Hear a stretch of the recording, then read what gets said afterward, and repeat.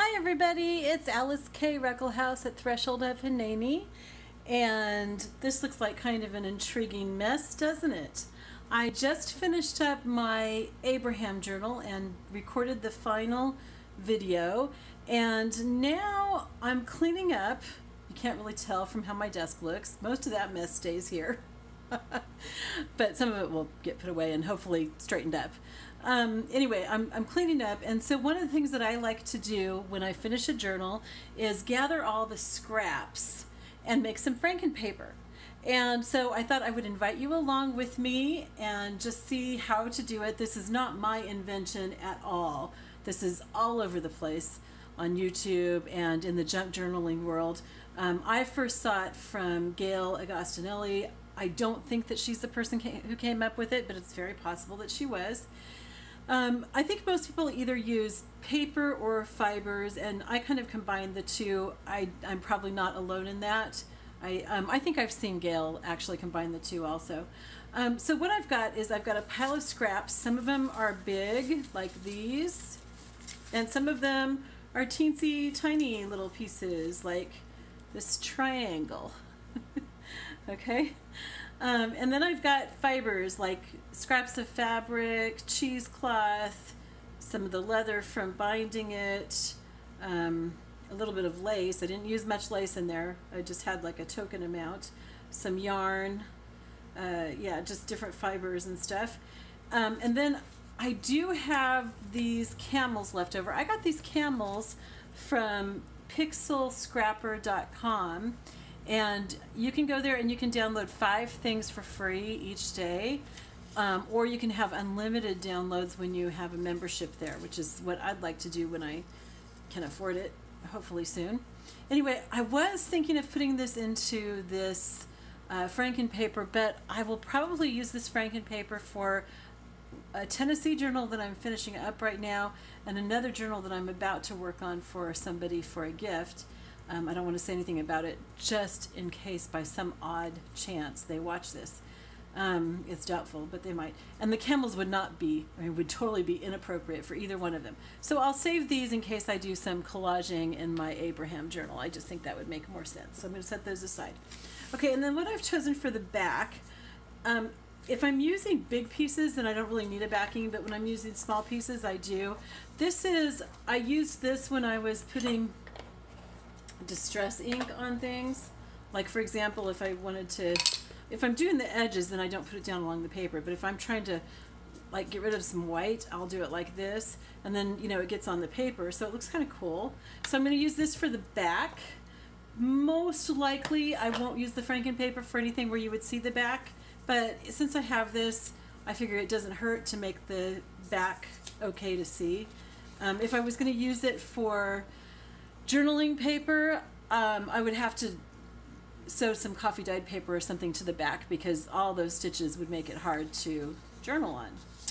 Okay, so we're going to actually sew on this side, on the white side.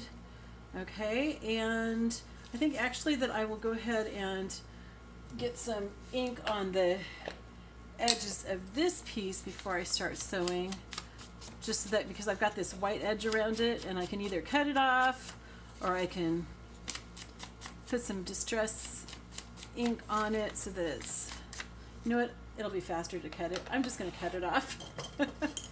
I try not to waste too much paper. I mean, little tiny pieces like this I'm going to throw away. But I really try to use up as much as I can and not waste what I can, but I don't want to be ridiculous either. So if somebody has a use for all these little tiny pieces, you can let me know. I've kind of thought that they would be great for packaging, for like packing materials, but I think that if you'd have to use a lot of them, and then it would kind of add to the weight of the package, and I don't want to do that. We pay so much for shipping as it is. So I'm not going to do that. Okay, so I like to start out by turning on my sewing machine. Hello. Okay, that's always a good thing to do. And I'm going to use zigzag. That's part of the reason why we call it Frankenpaper, is because it's got all these zigzags all over it. I'm going to turn this sheet over So that's going to be on the back. Now this has white on it, but I'm just going to put it on here where it's going to end up getting sewn over anyway. And I like to start with the biggest pieces first. So I'm going to pull out the biggest pieces that I have, because those will make kind of a background, and then the other things can just go on top. I get to the smaller and smaller and smaller pieces as I go. So it doesn't matter if they have white on them, or if they have like no design, like this coffee dyed paper. I probably have too much of the coffee dyed paper, but I can use some of it. Anyway, so I'm going to sew this on here, you know, just to get it on there so that I don't have any white showing, so that I can, yeah. And I'm using kind of a tan colored thread. It really doesn't matter what color you use. It's best if it goes with your color scheme. And that's why I like to do this at the end of working on a journal, because, oh, that's too fast, that's going to be too loud. Because then I've got all this paper that's from one particular color scheme, and so it just works out really nicely when I have a journal that has the same or similar color scheme. I can just use those papers, the Frankenpapers that I've made from that one, and so it's just not going to go to waste. Okay, I'm not thinking as I'm doing this. I usually don't sew around the edge until the very, very end. Even when I'm putting down these pieces, I'll just sew someplace, you know, along one of the pieces that's in the middle, because that's probably going to get sewn over. But we're going to sew around the whole thing at the very end. So it doesn't hurt anything that I did that, it's just not necessary. Okay, and then we've got, I'm going to use up these pieces that have the white edges first, so that I can be sure that we get those in far enough that we'll be covering up the white. It's not hard, you guys. It's not rocket science at all. It's just a matter of randomly placing things, maybe a little artistically, but not super artistically. And I try not to put the same color like right next to each other. Okay. I know that I'm not going to want the white to show. I'm going to put something on top of it, so I'm going to sew on that. The other reason that I like to leave some of the edges open and I don't sew down the entire thing, I just sew it in place so that it won't slip around, is because maybe I'll want to stick something sticking out of there. Okay, and then there's this nice big piece here too. Okay, so we've covered up almost the whole white paper. Now we can go home. No. This is just to give us a little bit of a background and a base to work on, and then we'll fill in some of these other white places too. And it can take as long or as short as you want. The bigger the pieces that you use for your finished project, the more quickly you'll get it done. You know, I've done whole big huge sheets. Here, I've got one here. If I can get a hold of it. Okay, like this one took me, I don't know, maybe 15 minutes, and it's pretty big. It's bigger than 8.5 by 11. But then this one with all these tiny pieces and fibers and everything took me, well, I think I was doing this as I was explaining it, so it took a lot longer than it would normally. I think normally this might take me about 20 minutes to half an hour for this small piece. So, you know, it just kind of depends on what you're doing while you're doing it, and you know, all that stuff. And as you get used to doing it, it's a lot quicker too. It's probably going to take me a little bit longer as I'm doing it, just because I'm explaining it as I go, but I'm trying to keep working as much as possible so that this doesn't take forever, and so you can see the finished product when I'm done. If you don't know what I'm talking about when I'm talking about the Abraham journal, I'm going to be teaching a class on Abraham from the Bible this summer, 2019, starting the first Monday of June. I'm going to be posting on Mondays and Thursdays, and it's going to be all summer long. You can watch it later if you want, because it'll be up for at least a couple years.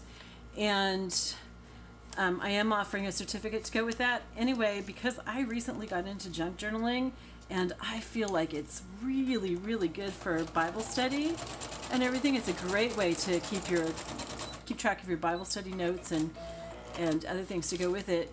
I did some tutorials on making an Abraham junk journal specifically for this study, and it's just an optional component of the study. You don't have to make the junk journal to do the study. You can just use a notebook or a regular journal or even a Word doc. But if you wanted to do the junk journal that I showed how to do, you are welcome to do that. I'll try to remember to post the link at the bottom here. If I forget to and you want it, then just ask me and I will put the link. You can also look on my channel, on my YouTube channel, under playlists, and there is an Abraham journal or Abraham junk journal playlist. Okay, so right now I'm just trying to cover up these white spaces that are left, like the white edges from the papers that we put down. So I tore up some coffee dyed paper. You don't have to keep your scraps exactly as they are. You can tear them, and when I get to where I'm putting down some of the last ones, I'll start distressing some of the edges too, probably, because I do like to distress the edges. Okay, I have this. This wasn't actually from the Abraham journal, but it's the same colors. This was an envelope, so you can see right here, and it looks like corrugated paper, corrugated cardboard, so I thought that was very cool, and I don't really want to use that all together. So I'll break it up, and I am going to distress that white part from where I just tore it, just in case that ends up showing. Okay. And you know, when you're doing Frankenpaper like this from the scraps from one journal or a couple journals, it's almost like a souvenir, or kind of like going back in your memories of making that journal. Because you know, these journals take a lot of time. It took a month to make the Abraham journal. And I mean, I suppose if you just binged on all the videos from it, you could probably do it in a week or so, maybe. But you know, it takes a lot of time. Okay, so I'm tearing off the white parts of this now because I don't want any more white parts showing. It takes a lot of time, and so it becomes kind of an affectionate thing that you feel really. I feel very affectionate towards my journals after working on them for so long and spending so much time with them. They're just really special to me, especially the ones I'm going to, you know, give away or sell. It's sometimes kind of hard to lose them like that. Like, I had one journal that I made that I woke up one morning and I thought, I really want that journal. And so I was going to go get it out of my store and not sell it, but it had just sold on Etsy. I was so sad. But because it sold, it meant that I could get more materials to make more, so it feeds my addiction. That's always good, right? Or as Bill, my husband, says, it keeps me off the street and out of trouble. But anyway, what I was saying is that this kind of serves as almost a souvenir of your time making this journal, kind of like a patchwork quilt. My three oldest daughters, I made a quilt for each of them, and my oldest daughter, I made hers from leftover fabric from clothes, especially clothes for her that I made, but also clothes for her dad and for myself. And so it was kind of fun because we could sit on the bed and we could look at the quilt, and she would go, there's your blouse, Mommy, there's Daddy's shirt, and stuff like that. And so it's kind of fun. So this is kind of the same thing. And I think you probably noticed that I just put a couple pieces crooked. Okay, I don't like to have them all going straight up and down. Some people do. That first big one that I showed you, that was like one of my first Frankenpapers. And so I did have those mostly going up and down. But now I kind of prefer to have them going this way and that.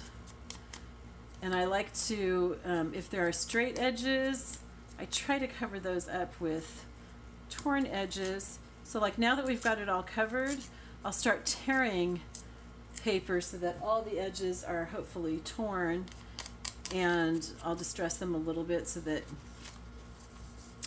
look distressed, so they look old. So see how I'm kind of slipping this? There's a straight edge there. I'm kind of slipping it underneath that piece. And so we're going to sew right along here. I'm starting to actually sew on some of the edges, but I'm not sewing all the edges down yet. See, some of them, the first ones I sewed kind of in the middle. Now I'm starting to sew a little bit more on the edges. Ooh, I like this. Isn't that a pretty color and everything? Okay, so there's a straight edge on that. So let's kind of slip that underneath here. And we'll sew this edge down. And you know, I really try not to think too much. That's one of the things. Gail Augustinelli is kind of like my hero when it comes to junk journaling. She's the first person that I really watched a lot, and I don't really want purple in this. I don't know how that got in here. And she's always saying, don't overthink it. Try not to overthink it. Okay, this piece has just a lot of, I have quite a few that just have like a lot of straight edges, but they're too small to tear up very much. So I'm just going to leave them the way that they are. That's fine. This one, I guess, will have a lot of straight edges. It's just the way it is. And see, since I left this up, it's not going to get covered up. I'm going to put that under it. So I still have that really nice torn, distressed edge there. I love the sewing machine because I just have to push a button and it cuts it, but it still leaves some thread hanging. So this will all be really hairy when it's done. Okay, let's see, what else do I have here? Oh, some of this blue. I loved that. Let's distress the edge here. Okay, I should probably put the lid on my ink. I don't know if you guys can see that or not. Okay. This has way too much of that stuff going on, so let's sew some of this in here.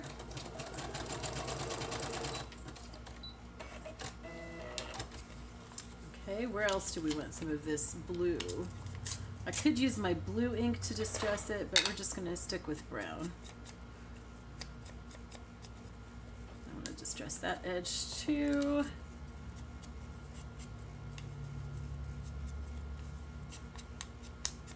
Bill is at Walmart working. He's so funny. He really enjoys it there. He comes home with these stories, which I can't tell because, you know, he works there. Somebody might watch it who knows him, so. But he always says, I wonder what the Walmartians are up to today. It's so funny. Oh.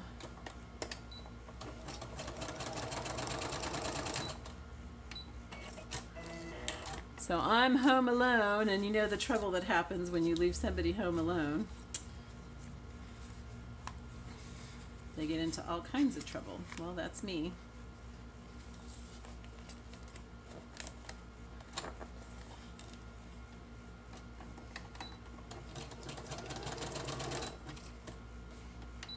Okay. Let's see what else we've got. I don't have as much as I thought I did. I mean, really, most of what I have is like sharp edges, so this isn't going to be quite the way that I usually like it to be, but because I don't want to take a lot of time tearing with you guys here watching. I think I may have run out of bobbin thread. That's so weird. It usually tells me when I've run out. But I have. Let's see what else I have. I have white, which doesn't thrill me to pieces, but we'll do it because I don't want to take you guys' time to wind bobbin thread. That would be silliness. Okay, so now we're back in business. That's really weird though. It usually tells me when it's running out. And it didn't.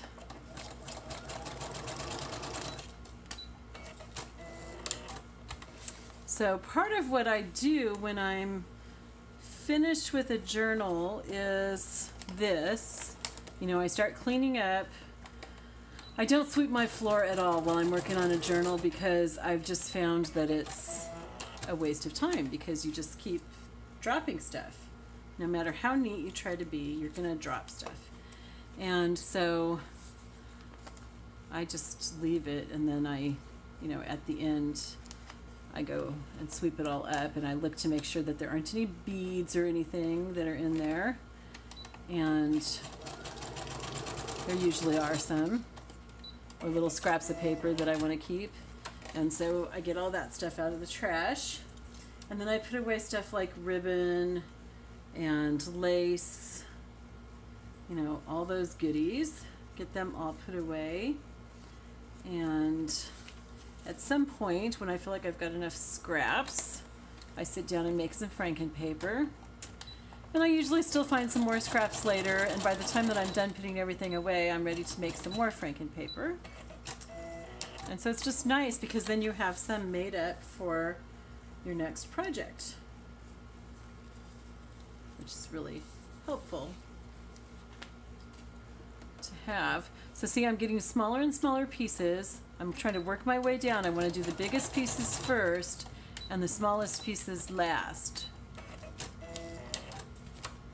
Okay, let's see if any of this coffee stained paper is really cool. If not, then I won't use any more of it. Well, some of this is kind of cool. Let's use a little bit of the coffee stained paper then. I'm gonna distress it. You know, and everybody has their own style for making Frankenpaper too. So, you know, just do it your own way. I think it would be kind of fun to exchange Frankenpaper with different people, because that way you'd kind of build up a stash of stuff besides your own. So if anybody wants to exchange Frankenpaper with me, let me know, because that would be really fun. Just send each other some of our Frankenpaper. We could decide how much we're going to share or something. I tend to use like 2 or 3 different color schemes, mainly because it's what I like, but also because I find that it just, if you stick with some of the same color schemes over and over, then you'll build a stash of stuff, and that looks kind of cool sticking out from that. And you know, and you're not having to go out and buy new things because you've already got things in those colors.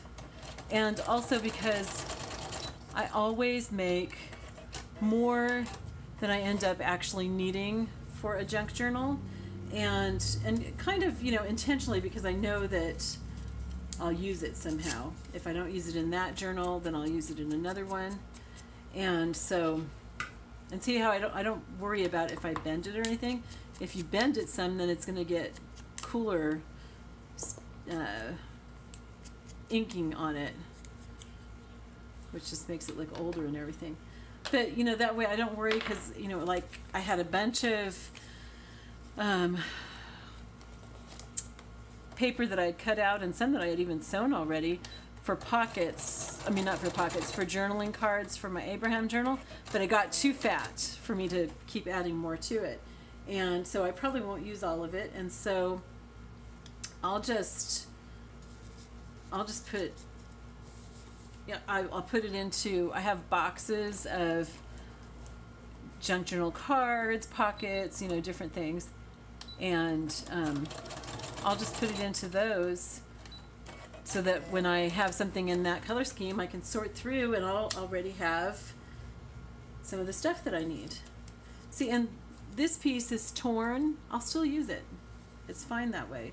You know, I can either tear it, which I think I'm going to do, and distress that edge. I really want to highlight the torn bit. Okay. Or I could have just left it as it was and just sewn it down that way. I would have had to make sure that it was sewn down fairly well so that it wouldn't tear up when it gets pushed into something or used. At the end, we're going to make sure that all the edges are sewn down. We don't want anything sticking up, but that's where the fibers will come in, because we'll stick some of the fibers into some places. Okay, so I've got a big bunch of brown here, so let's stick this green in here.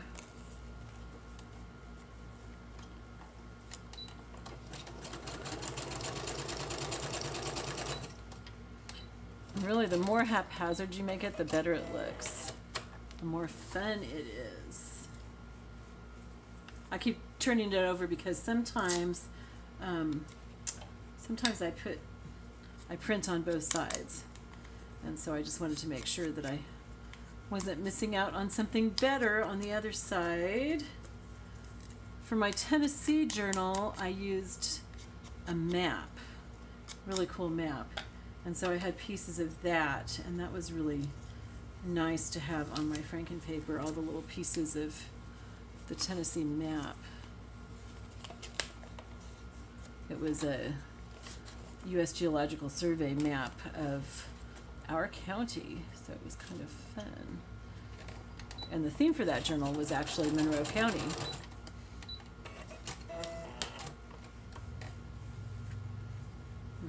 Okay, so I'm especially trying to take care of all these small plain pieces, you know, because if anything's going to end up on top of something, I'd rather that it end up on top of the plainer pieces. I don't want to, anything that I really, really, really want to show, I would save for last. Okay, now here's a piece of a picture of a camel that I ended up cutting off his face, so obviously I didn't want to use that. So we can just cut it up because, like I said, I'm going to use this in a couple of journals that a camel just would not make sense in. So since I'm tearing it up, you can't tell what it is.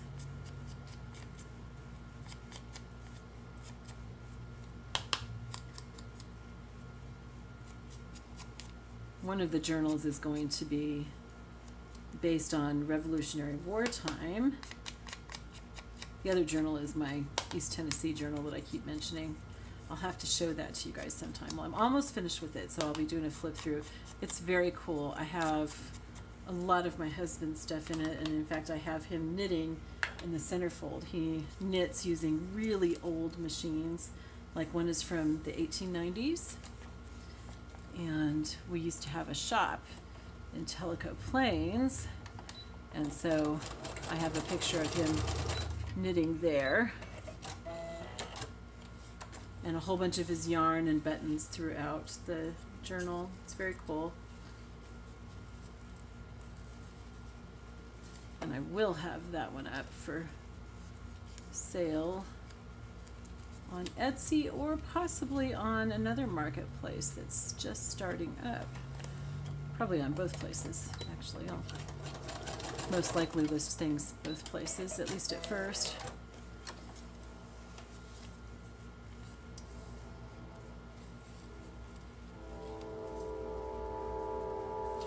That's a train. It's like 2 or 3 blocks from us. And most of the time I don't notice it, but when I'm teaching, I teach online. I teach children in China. I teach them English. And so sometimes they'll hear the train and they'll go, "Teacher, what is that?"